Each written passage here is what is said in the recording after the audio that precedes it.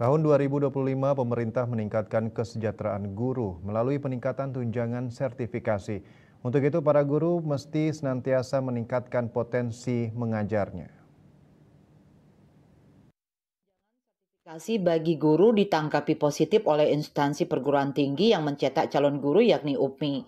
Akademisi yang juga Rektor UPMI Profesor Made Suwarto menyatakan adanya peningkatan tunjangan sertifikasi bagi guru di tahun 2025 merupakan upaya pemerintah dalam mensejahterakan para guru. Tunjangan sertifikasi yang diberikan kepada para guru mesti diimbangi dengan peningkatan kualitas pendidikan. Para guru mesti mensyukuri pemberian tunjangan sertifikasi tersebut.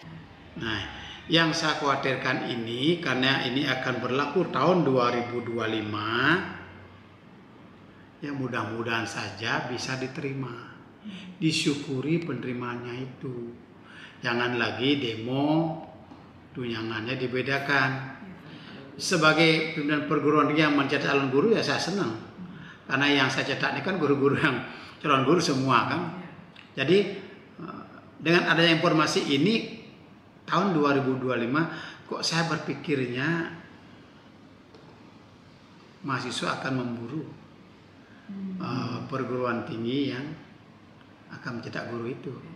Nah, ada peluang bagi kami terkait dengan penerimaan mahasiswa baru dan saya meyakini itu akan meningkat dibandingkan tahun sekarang, tahun yang kemarin ini. Karena ada gairah seperti itu kan. Lebih lanjut dijelaskan jika kesejahteraan para guru semakin diperhitungkan, maka peningkatan kualitas pendidikan akan semakin baik. Desak Aryani, Bali TV.